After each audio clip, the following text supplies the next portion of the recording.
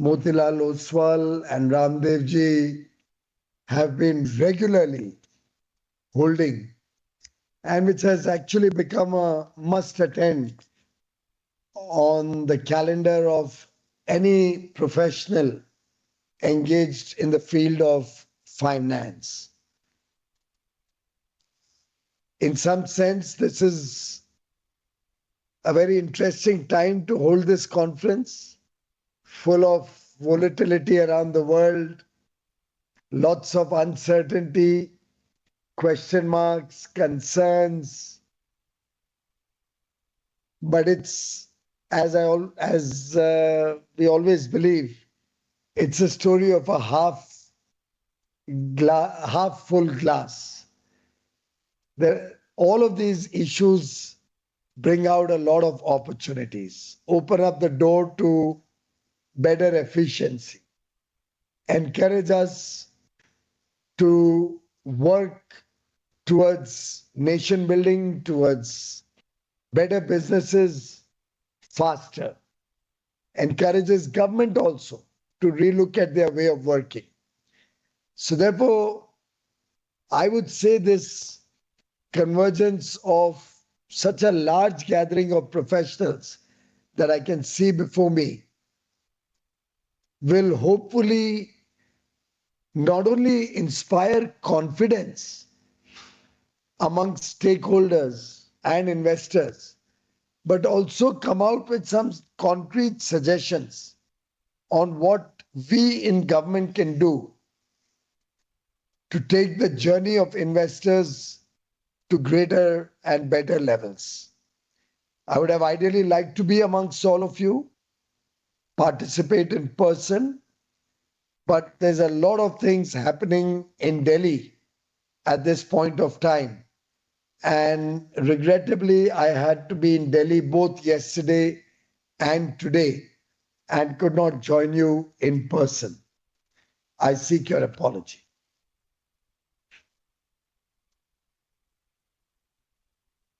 I remember Narayan Murthy once had said,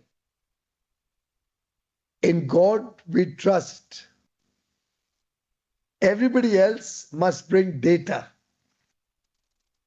And what better data point than a 7.8% GDP growth in the first quarter of financial year 25-26, the fastest growth in the last 5 years for a quarter. Private capex significantly up by 66%, showing renewed corporate confidence. Strong macroeconomic fundamentals, the lowest consumer price index inflation we've seen in a very long time. Domestic capital coming into the market in a big way. I was told millions of new demat accounts are being opened month on month. FDI has been up by 14%, but India today looks outward also. And we are investing in other parts of the world simultaneously. Banking sector has achieved probably the highest ever performance in many years and is today standing strong to support consumers, to support borrowers, to have safe deposits. All stakeholders today feel much safer with India's banking system. Of course, some of you must have made good money also in the way bank stocks have risen in the last few years. The rating of India has very recently been upgraded to BBB minus, one notch above the lowest investment grade, rather from BBB minus to BBB, one notch better.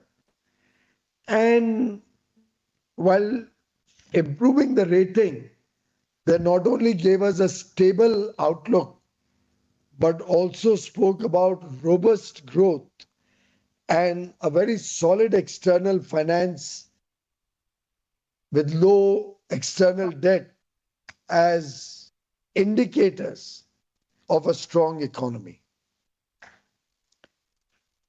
In government, we have been working to expand our trading ties across the world. We've already settled FTAs with Mauritius, UAE, Australia. There are four-nation EFTA bloc: Norway, Switzerland, Liechtenstein, and Iceland. United Kingdom, we are in active dialogue with the EU. My Commerce Secretary is in Brussels today. Their team is coming down next week or later this week, actually. The Commerce Minister, Trade Commissioner Marosh, is coming to India on the 12th. In every sense, one can see an excitement across the world to expand trading and business relations with India. We've had a little bit of a geopolitical issues overtaking trade issues in our negotiations with the United States of America. I do hope things will get back to track soon and we'll conclude a bilateral trade agreement by fall, November or so, as was discussed by our two leaders in February.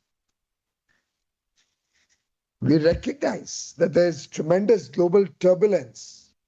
We are living in a very volatile, uncertain time, full of trepidation about the future. But at the same time, along with the government, along with the private sector, the government of India is working to fortify ourselves for long-term capacity building. We are working to further strengthen the macroeconomy. We are working towards ease of doing business and ease of living, deregulating wherever possible, reducing process, procedure, and policy, decriminalizing laws so that truly the officialdom, which is often quite a hassle in doing business, can be reduced. I do hope some of you can give us some suggestions how we can make it easier to attract more investment, both domestic and international, how we can make your life better, how we do not duplicate things, how we can use technology rather than cumbersome paperwork,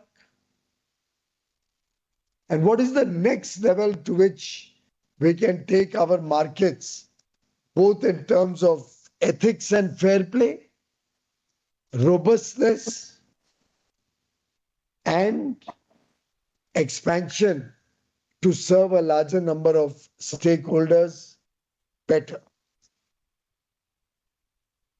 We also believe that the GST2 reforms coming up over the next 2-3 days, 3rd and 4th, I think, is the GST Council meeting, will be a tremendous boost to consumer sentiment and give a fillip to demand in the market. It will also make life easier and simpler towards GST compliance. You're already aware we've done significant reduction in both personal taxes and corporate taxes. In fact, 25% as corporate tax would be amongst the lowest in a long time, or ever since independence. Similarly,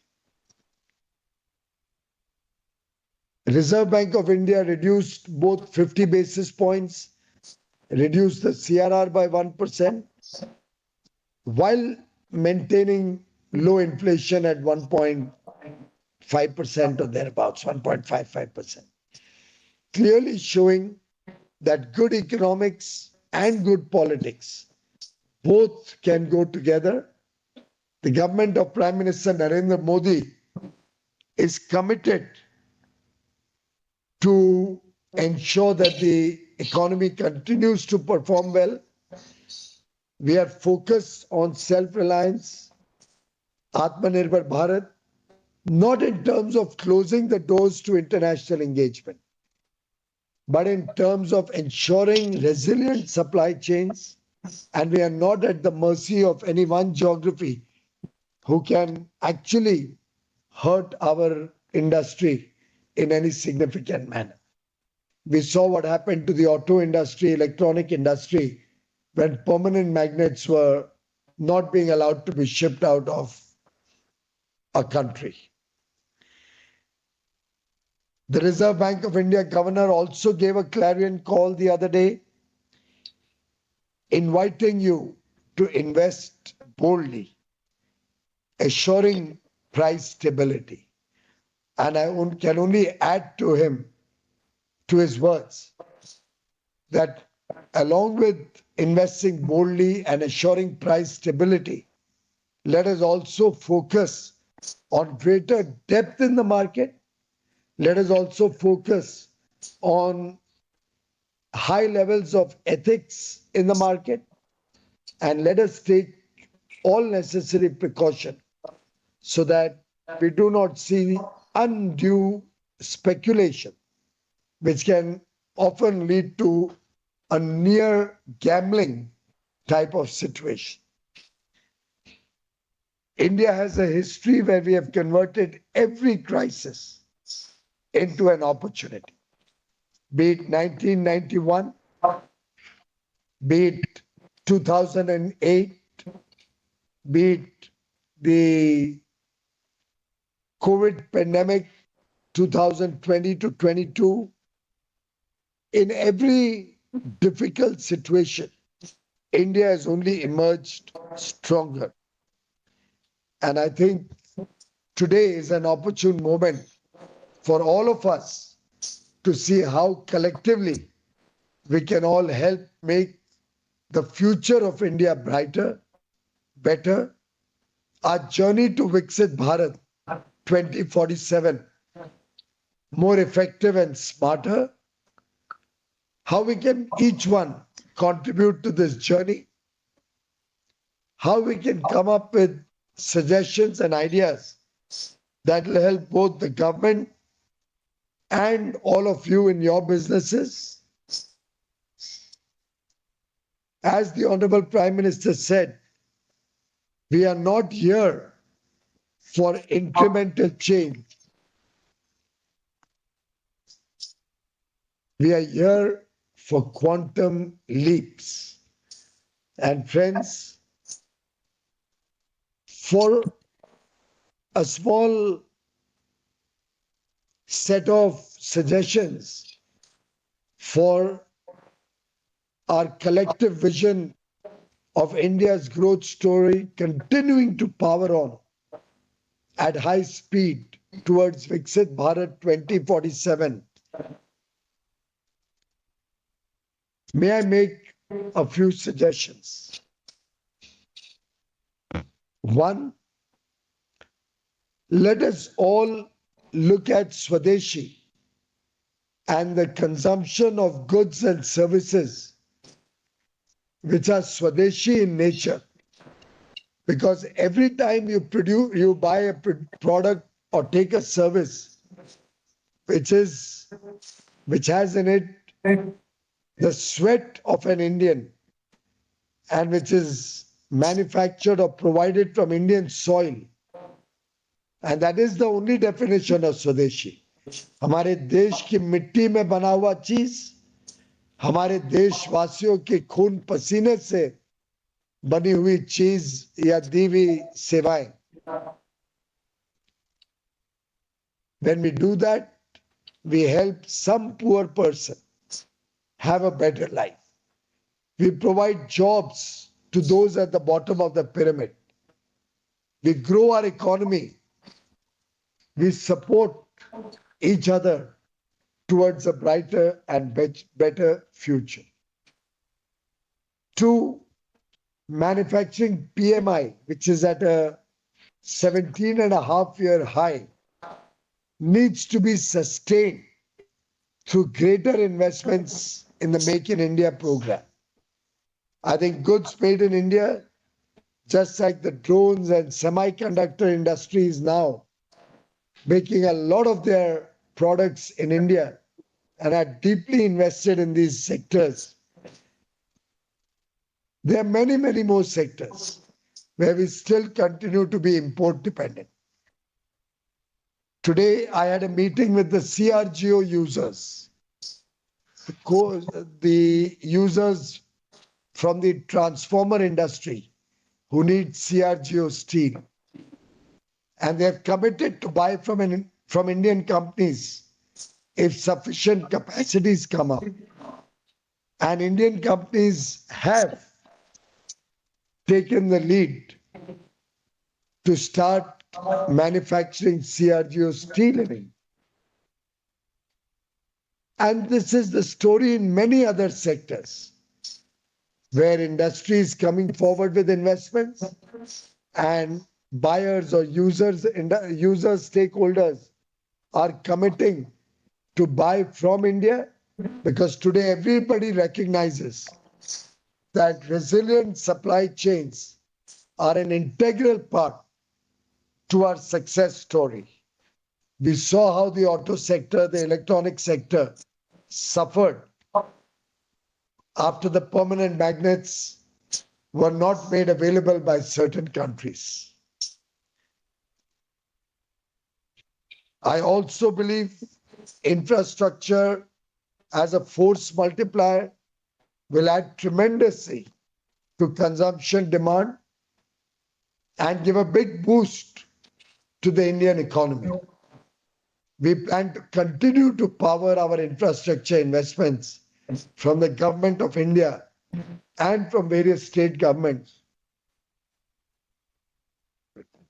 I'm sure, coupled with the consumption boost GST will give, our infrastructure spending will help take our economy to much greater heights. Sustainability and green energy are becoming the flavor of the day. I would like to add energy efficiency and energy conservation as also ideas whose time has come.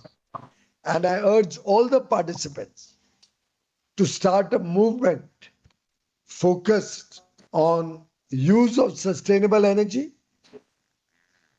supporting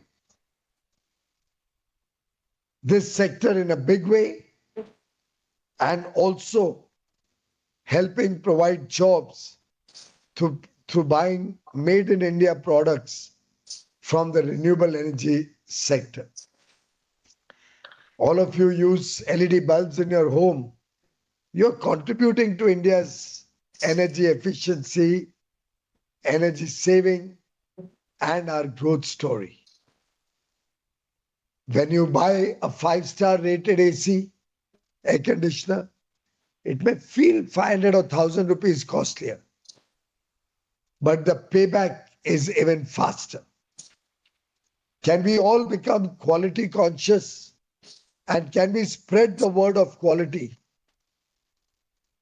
anywhere and everywhere, so that what Prime Minister Modi had said in 2014, zero defect, zero effect. We will neither make any product which hurts the environment, nor will we make any product which is of poor quality. If collectively we all resolve to follow strong protocols and voluntarily buy high quality goods made in India, supporting the Make in India program, we will actually be taking the country 2 steps forward. And as each one of you takes 2 steps forward, as India and 140 crore Indians take 2 steps forward, bear in mind that the nation will take 280 80 crore steps forward.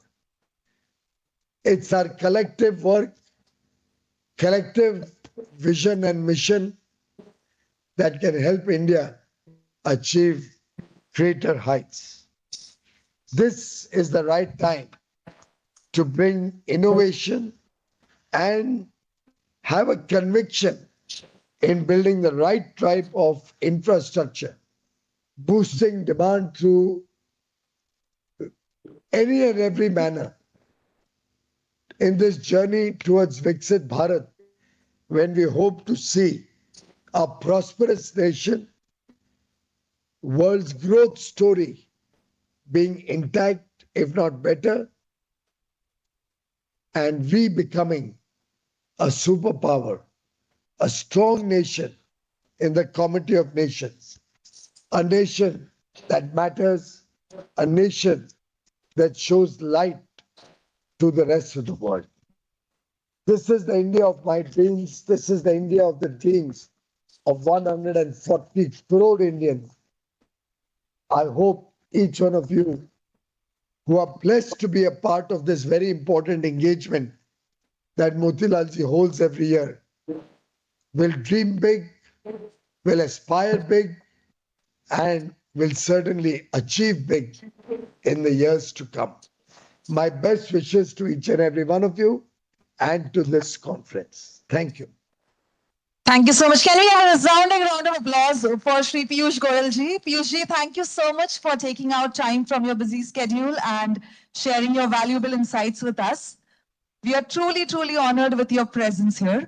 Well, with that, on behalf of the audience, we have Ramdev ji conduct the Q&A session. So I would now like to hand it over to him.